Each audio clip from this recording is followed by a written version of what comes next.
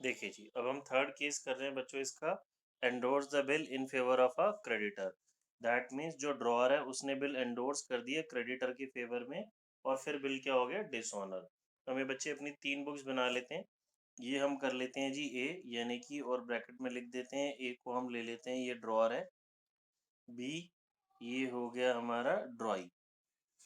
फिर इधर हम बना लेते हैं जी सी की बुक्स। सी एंडोर्स ही हो गया जिसको हमने बिल एंडोर्स करा। मैं क्वेश्चन बिल बनाने से शुरू करता हूँ बच्चों जी। देखिए, पहले बिल बनाया, bills receivable debit to B. A अपनी बुक्स में क्या एंट्री लिखेगा, A debit to bills payable account.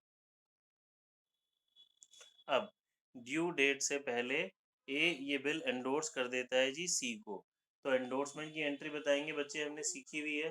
Bill endorse करने की एंट्री क्या होती है, ए ने बिल सी को एंडोर्स किया, तो C debit to bills receivable. C debit to bills receivable. C जो ए की है बिल्स रिसीवेबल वाली एसेट्स डिक्रीज हो गई, चली गई। अब सी अपनी बुक्स में क्या लिखेगा जी, सी को बिल मिला, bills receivable account debit to किससे मिला, ए से मिला। बच्चों मुझे बताएंगे ड्यू डेट पे बिल किसके पास है, ड्यू डेट पे बिल किसके पास है, सी के पास। पेमेंट किसको मिलेगी, बेटा जल्दी जल्दी बोलें, सारे बच्चे पार्टिसिपेट करेंगे क्लास में तभी समझ में आएगा। पेमेंट किसको मिलेगी, देगा कौन, बी। देखो, ड्यू डेट पे बिल है सी के पास, पेमेंट मिलेगी सी को, देने वाला पर्सन कौन है, बी। ड्रॉई चेंज नहीं होता। तो सी ने अप्रोच किया जी बी को, बी ने पेमेंट नहीं दी, तो bill is set to be dishonoured. तो हम यहाँ बी की सी की बुक से शुरुआत करते हैं। इसका मैं पहले आपको एक चीज समझा देता हूँ। देखिए, इस क्वेश्चन में हम करने क्या वाले हैं, मैं आपको डायग्रामेटिकली समझाता हूँ। ए है, बी है, सी है। ए ने बिल दे दिया जी सी को, सी ने बी को अप्रोच करा, बी ने पेमेंट नहीं दी, तो बिल डिसऑनर हो गया। तो सी किसको जानता है बच्चों, सी पकड़ेगा ए को। अगर मैं नॉर्मल लेमैन की भाषा में बोलूं तो सी पकड़ेगा ए को, ए पकड़ेगा बी को। क्या मतलब हुआ, सी ए को बोलेगा भाई आपके जो बिल था, जो पेमेंट मुझे आपने दी थी, वो बी ने उसकी पेमेंट नहीं दी। तो सी बोलेगा मैं तो ए को ही जानता हूँ, सी ए को पकड़ेगा और ए बोलेगा बी को। बात समझ में आई। हमें इस तरीके से चलना है तो हमारा क्वेश्चन इजीली सॉल्व हो जाएगा।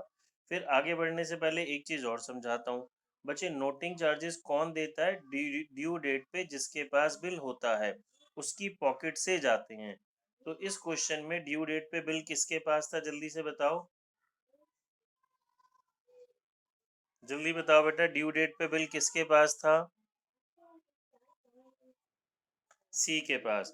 तो नोटिंग जो चार्जेस हैं, नोटिंग चार्जेस पे कौन करेगा, सी। पॉकेट से किसकी निकलेंगे, बी की। लेकिन अल्टीमेटली जो नोटिंग चार्जेस हैं वो एक्सपेंस किसकी वजह, किसके लिए हैं, बी के लिए।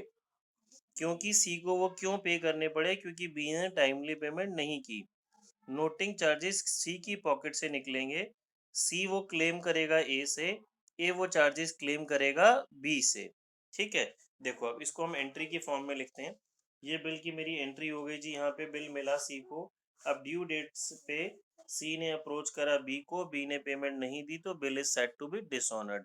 तो सी अपनी बुक्स में क्या लिखेगा, मैंने आपको एक सिंपल सी चीज याद कराई बच्चे, समझाई थी। आप हमेशा डेबिट करेंगे जिससे पैसा लेना है। ये लिखेगा C debit to bills receivable. ठीक है बच्चों, सी अपनी बुक्स में क्या लिखेगा, B debit to bills receivable, B से पैसा लेना है। सॉरी गलत लिख गया यार, ए से, ए से, ए से। सी अपनी बुक्स में क्या लिखेगा जी, A debit to bills receivable, पैसा किससे लेना है, ए से लेना है। हम ऑलवेज डेबिट करते हैं डिसऑनर में जिससे पैसा लेना होता है। ठीक है, अब बात आती है जी नोटिंग चार्जेस की। बिल की अमाउंट ले लेते हैं जी, 1000 1000 है। नोटिंग चार्जेस किसकी पॉकेट से जाएंगे, सी की पॉकेट से।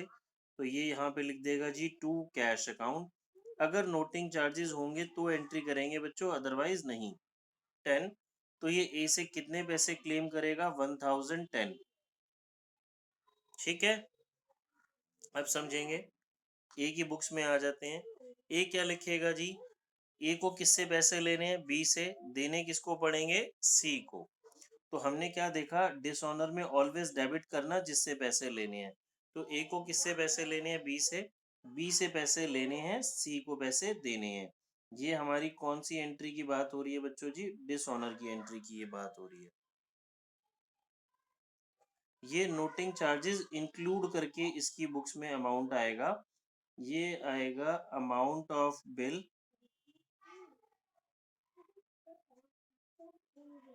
Plus noting charges if any.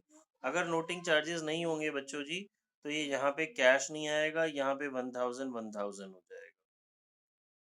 ठीक है, ये इसकी बुक्स में हमेशा वही entry normal, bills payable debit, noting charges debit to A, bill वही सपोज ले लेते हैं 1000, नोटिंग चार्जेस 10, तो इसकी बुक में 1010।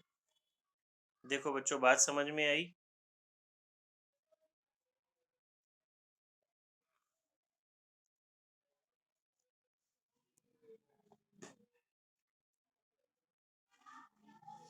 हमने इस ऑर्डर में शुरू किया, सी पैसा क्लेम करेगा ए से, ए पैसा क्लेम करेगा बी से, बी पैसा को तो बी को तो देना ही है, बी को किसी से क्लेम नहीं करना, तो बी के लिए अल्टीमेटली पेमेंट करनी पड़ेगी बी को बाद में। ठीक है, फोर्थ केस पे आते हैं। देखिए बच्चों जी, फोर्थ केस होता है हमारा बिल सेंड फॉर कलेक्शन। ए और बी वही पार्टीज ले लेते हैं हम। ए हो गया ड्रॉर, बी हो गया ड्रॉई। ठीक है, तो इसने बिल बनाया, bills receivable debit to B, और इसके लिए क्या हो जाएगा, A debit to bills payable. अब ड्यू डेट से पहले ए ने बिल को बैंक के पास कलेक्शन के लिए सेफ कस्टडी में भेज दिया। तो हमने क्या पढ़ा था बच्चों, ये bill send for collection account debit to bills receivable. इस बात से बी को कोई फर्क नहीं पड़ेगा, बी को कोई मतलब नहीं है। अब ड्यू डेट पे बिल डिसऑनर हो गया, तो बच्चों वही नॉर्मल एंट्री, हमने क्या सीखना है कि ड्यू डेट पे हम अगर बिल डिसऑनर होता है तो ऑलवेज डेबिट करना है जिससे पैसा लेना है। तो हम लिखेंगे जी बी डेबिट टू, क्योंकि बिल का नाम चेंज हो चुकी, क्या हो चुका था, बिल सेंड फॉर कलेक्शन। तो B debit to bill send for collection account, और यहाँ पे वही नॉर्मल इसकी just reverse entry, bills payable debit to ए।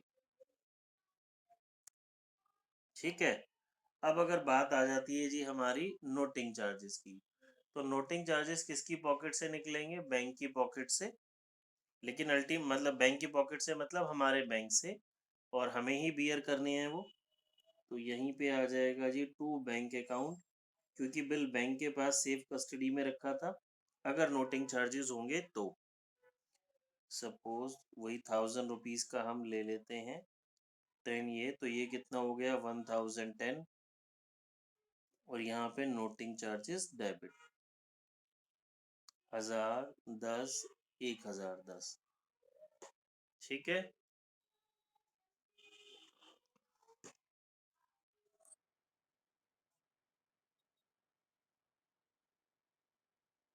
हाँ जी बच्चे, देखो सुनो मेरी बात, ये इसलिए इसका तो बैंक बैलेंस डिक्रीज हुआ ना। मैंने क्या समझाया, noting charges at the time of dishonour उसकी पॉकेट से जाते हैं जिसके पास बिल होता है, बट अल्टीमेटली वो खर्चा किसके लिए है, बी के लिए है। तो बी ने लिखा नोटिंग चार्जेस डेबिट, और इसके तो बैलेंस कम हो गया, इसका बैंक बैलेंस या कैश बैलेंस कम हो गया। ठीक है, चलिए गुड। अब मैं आपको इसी को एक बार जरा दोबारा बता रहा हूँ शॉर्टकट में, मेरी बात जरा समझें। जो हमने फर्स्ट केस पढ़ा था जी रिटेन वाला, सभी स्टूडेंट्स बेटा बहुत ध्यान से समझें। ए और दो पार्टीज की बात कर रहे थे, तो इस केस में ड्यू डेट पे बिल किसके पास था, जरा मुझे ध्यान से बताएं। ड्यू डेट पे बिल किसके पास था, बेटा बोलो, तुम लोग इस बैच के बच्चे को आंसर ही नहीं करते हो यार।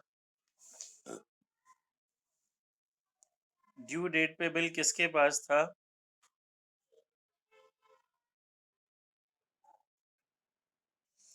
ए के पास था बच्चे, ड्यू डेट पे तो बिल ए के पास था ना। मैं नाम ले लेके मुझे लग रहा है पूछना पड़ा करेगा, तुम लोग तो ऐसे भोंदू की तरह चुपचाप बैठे रहते हो यार, कुछ आंसर ही नहीं करते।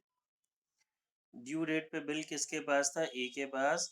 बी ने पेमेंट नहीं दी तो बिल डिसऑनर। अब मेरी बात सुनो, नोटिंग चार्जेस पे कौन करेगा? ए, बट अल्टीमेटली बियर किसको करने हैं? बी को। सेकंड केस में आते हैं जिसमें हम बिल को बैंक से डिस्काउंट करा लेते हैं। ए और बी दो पार्टीज होती हैं, बिल बना बी आर बी पी। ए ने बिल को बैंक से डिस्काउंट करा लिया, तो यानी कि ड्यू डेट पे बिल किसके पास चला गया? बैंक के पास। ठीक है, अब मैं जिससे पूछूं वो आंसर करना। हाँ जी शिवानी। हाँ, शिवानी बता, ड्यू डेट पे इस केस में बिल किसके पास था? ए के पास। क्यों? वो तो पेमेंट, बिल की पेमेंट ले चुका ना बैंक से, डिस्काउंट वाले केस में। तो ड्यू डेट पे बिल बैंक के पास। ठीक है, अब नोटिंग चार्जेस किसने पे करे होंगे? बैंक ने जिसके पास बिल होता है। नोटिंग चार्जेस पे किसने करे होंगे? शिवानी है। बैंक किससे पैसे मांगेगा? शिवानी। और ये किससे पैसे मांगेगा? नोटिंग चार्जेस अल्टीमेटली खर्चा किसके लिए है? बी के लिए। ठीक है, समझ में आ गई बात? अब आ जाते हैं थर्ड केस पे, एंडोर्स वाले केस पे। जहाँ तीन पार्टीज हैं जी मेरे पास, ए ड्रॉर बी ड्रॉई। ए ने बिल बनाया, बी को दिया, बी ने साइन करके इसको वापस करा। तो अब ड्यू डेट पे से पहले ए ने ये बिल एंडोर्स कर दिया जी। किसको एंडोर्स कर दिया? सी को एंडोर्स कर दिया। अब जिससे पूछूं वो बोलेगा। खुशी अरोड़ा बेटा आप बताओ, ड्यू डेट पे बिल किसके पास है? पेमेंट किसको मिलेगी खुशी? हाँ, आप ही ने आंसर करने हैं खुशी, अभी माइक ऑन रखो। सी ने। सी पेमेंट लेने किसके पास जाएगा? नहीं बच्चे, ए के पास क्यों? बी के पास जाएगा ना। अब बी ने अगर पेमेंट डिसऑनर हो गया। ठीक है खुशी। अब मुझे आप बताओ बच्चे, अब बिल डिसऑनर हो गया तो नोटिंग चार्जेस कौन पे करेगा? Very good. नोटिंग चार्जेस पे कौन करेगा? सी। किसकी पॉकेट से निकलेंगे? सी की पॉकेट से। सी ये पैसे किससे क्लेम करेगा? वेरी गुड बच्चे, बस ये सीक्वेंस आपको समझ में आ जाएगी तो चैप्टर आसान है, एंट्रीज वही है। फोर्थ केस में संतुष्टि जी बताओ। संतुष्टि अपना माइक ऑन कर लो madam. Bill send for collection, इसमें दो ही पार्टीज होती हैं। बस बिल को हमने बैंक के पास कलेक्शन के लिए भिजवा दिया सेफ कस्टडी में। तो ड्यू डेट पे बिल किसके पास है संतुष्टि? हमारे बैंक के पास सेफ कस्टडी में रखा हुआ है। तो नोटिंग चार्जेस कहाँ से निकलेंगे? कैश से या बैंक से? बैंक से निकलेंगे, हमारे बैंक बैलेंस से नोटिंग चार्जेस निकलेंगे। ज़्यादा कुछ पंगा ही नहीं है। और ये हम ए किससे क्लेम करेगा? बी से। ठीक है। ठीक है चलिए, अब मैं आपको ना ये चारों केसेस का एक बार दोबारा सारा प्रैक्टिकल बता रहा हूँ, जरा स्क्रीन पे बहुत ध्यान से देखना। देखो चार केसेस हमने पढ़े, आपको सारा कुछ एक बारी में बेटा एक सेकेंड, ये आपके पास आ जाएगा। देखिए हमने यहाँ यहाँ विजिबल है, हाँ। ए और बी, दो लोगों की बात, मैं आपको सारे केसेस एक साथ रिवाइज करा रहा हूँ। देखो जी, पहले बिल बना, ए ड्रॉर मान लेते हैं, तो ये क्या लिखेगा? B R debit to B. और ये क्या लिखेगा जी? A debit to bills payable. अब फर्स्ट केस की बात कर रहे हैं बेटा, यहाँ विजिबल है, हाँ है। फर्स्ट केस, ड्यू डेट पे बिल ए के पास था, बिल डिसऑनर हो गया। ठीक है, आपने एंट्री ट्राई करनी है जिससे पूछा जाए। चलो जी भूमि मैडम, डिसऑनर की एंट्री बताओ जल्दी से, जल्दी जल्दी।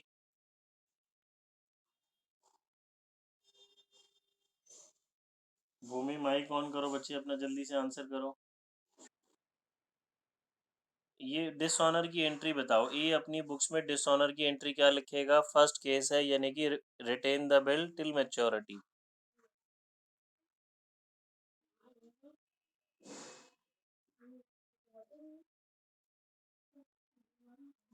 एंट्री बोलो बच्चे। ये तो संतुष्टि की आवाज है। देखो जी, डिसऑनर की एंट्री समझेंगे, B debit to B R. अभी मैं नोटिंग चार्जेस की बात नहीं कर रहा, और ये इसकी जस्ट रिवर्स लिख देगा, BP debit to cash account. ठीक है। अब अगर नोटिंग चार्जेस हैं, सभी बच्चे समझेंगे, तो किसकी जेब से निकलेंगे? ए की जेब से। ए यहाँ पे ऐड कर देगा जी टू कैश अकाउंट, और ये यहाँ पे ऐड कर देगा नोटिंग चार्जेस डेबिट। ठीक है, फर्स्ट केस खत्म।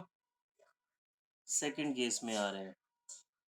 सेकंड केस में पहले बिल बना, फिर ए ने बिल को बैंक से डिस्काउंट करा लिया। बच्चे जितना हमने आज तक पढ़ा है ना, सारा रिवाइज हो जाएगा इस क्वेश्चन में, जो मैं अपने पास से आपको समझा रहा हूँ। Bank debit discount debit to B R. अब ड्यू डेट पे दिवेश जैन, दिवेश भाई माइक ऑन कर जल्दी से। दिवेश, अब ड्यू डेट पे इस केस में बिल किसके पास है?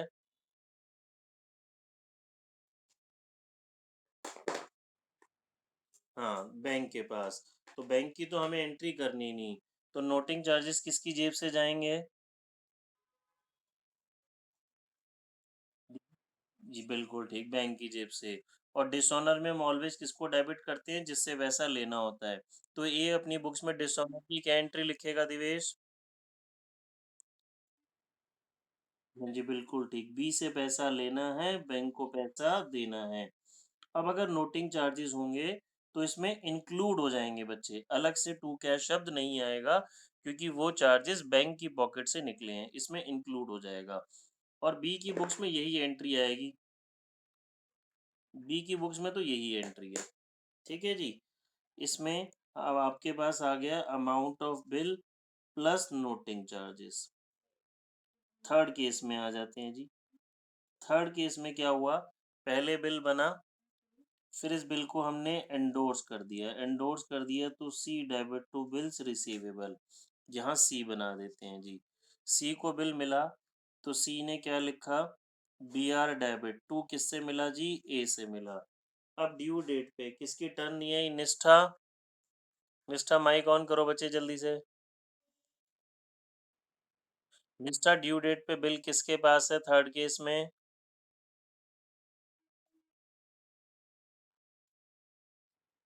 बिल्कुल ठीक, पेमेंट किसको मिलेगी? देने वाला कौन है? बी, बिल्कुल ठीक। अब सी, अब निष्ठा भी माइक ऑन रखेंगे, आप ही से पूछ रहा हूँ। सी गया बी के पास पेमेंट लेने, बी ने नहीं दी, तो सी किसको पकड़ेगा? और ए किससे पैसे क्लेम करेगा? बी से। ठीक है। निष्ठा, अब सी की बुक्स में एंट्री ट्राई करो बच्चे, क्या एंट्री बनेगी डिसऑनर की?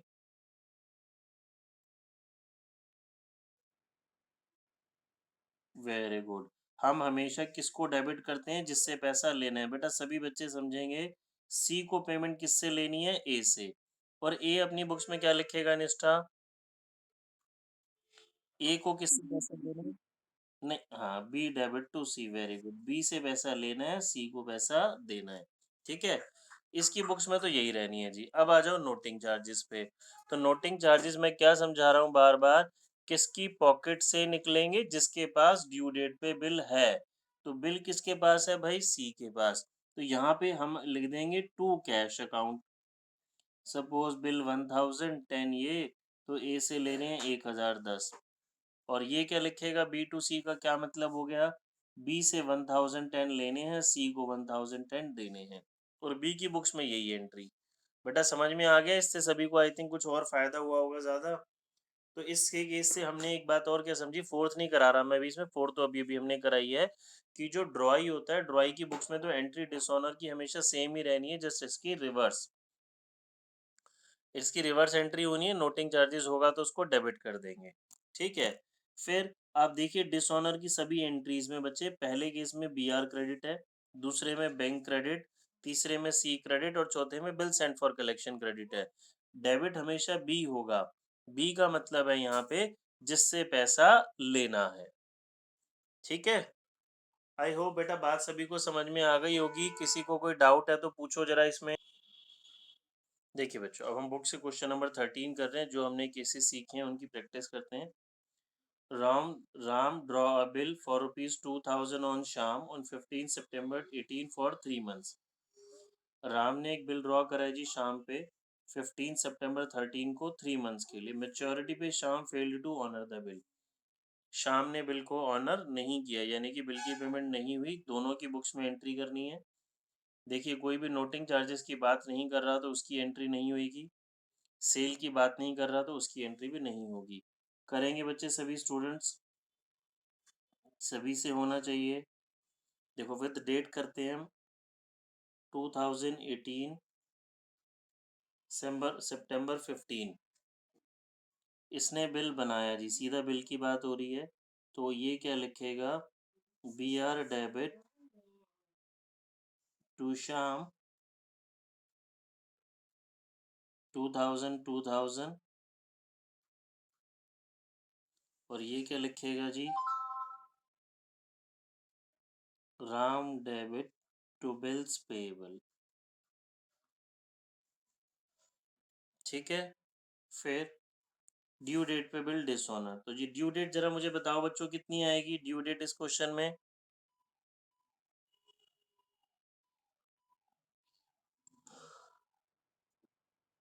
हाँ जी, 18 दिसंबर। 18 दिसंबर को बिल डिसऑनर हो गया। बिल जब डिसऑनर हुआ तो ये क्या लिखेगा जी, बचाओ, जल्दी से एंट्री बताओ बेटा कोई भी। ये डिसऑनर की एंट्री क्या लिखेगा? अभी हमने क्या सीखा, हम ऑलवेज डेबिट करते हैं बी को। बी मतलब जिससे राम नहीं बेटा, राम अपनी बुक्स में अपना नाम तो, हाँ, Shyam debit. Very good, Shyam debit to B R account. और ये दिसंबर 18 में क्या लिखेगा, जस्ट इसकी रिवर्स लिख देगा जी, bills payable debit to Ram. कोई डाउट? नेक्स्ट क्वेश्चन पे आते हैं बेटा, क्वेश्चन नंबर 14।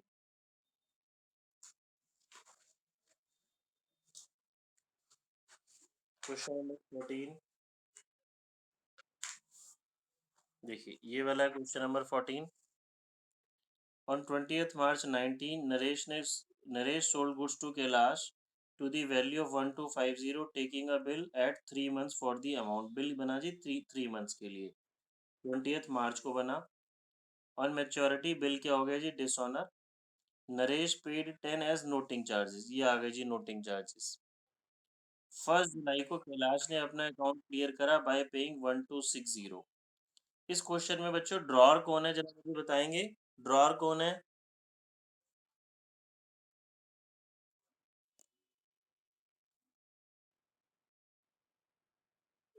जो बिल बना रहा है, कहते हैं इस क्वेश्चन में ड्रॉर कौन है?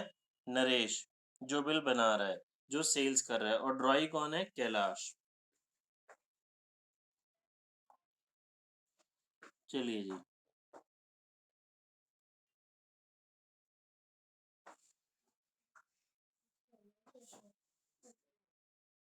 देखिए जी, सेल्स की बात हो रही है तो सेल्स से शुरुआत करते हैं। मार्च 20 को नरेश ने सेल्स करी जी, Kailash debit to sales account. और ये क्या लिखेगा हमारे पास, purchases account debit to Naresh. ठीक है जी, 1250 सेम डेट को बच्चों जी हमारा बिल बन गया, तो इसके लिए बिल्स रिसीवेबल हो जाएगा।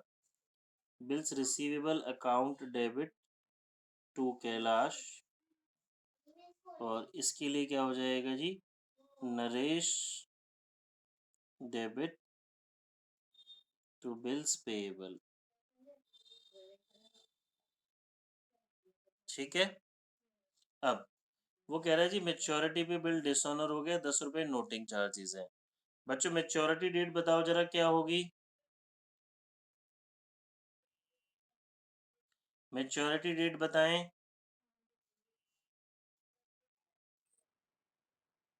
यस, 23 जून बिल डिसऑनर हुआ। डिसऑनर पे ऑलवेज डेबिट करना है जिससे पैसे लेने हैं। नरेश को पैसे लेने हैं जी कैलाश से, और नोटिंग चार्जेस नरेश ही देगा, अभी हमने समझा। तो यहाँ पे आ जाएगा जी कैश अकाउंट ऑल्सो 125010 1260, और यहाँ पे जून 23 को bills payable debit, noting charges debit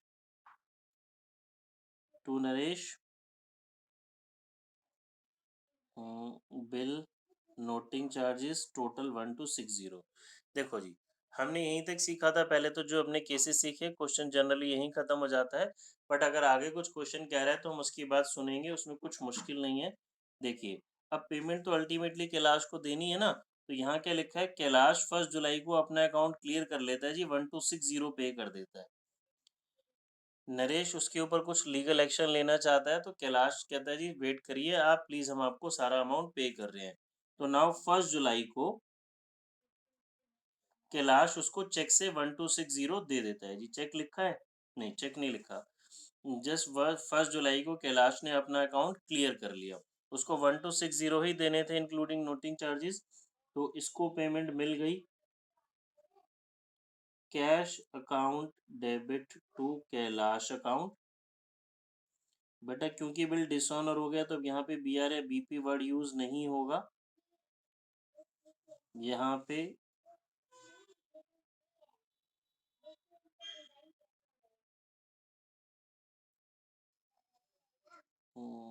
BP नहीं, कैश, ये तो पेमेंट दे रहा है ना, Naresh debit to cash account. ठीक है, इसका मतलब हो गया जी, इसको पेमेंट रिसीव हो गई, इसका कैश बैलेंस इंक्रीज हो गया, इसने पेमेंट कर दी तो इसका कैश बैलेंस डिक्रीज हो गया। ठीक है, देखो बच्चों को डाउट है तो पूछो।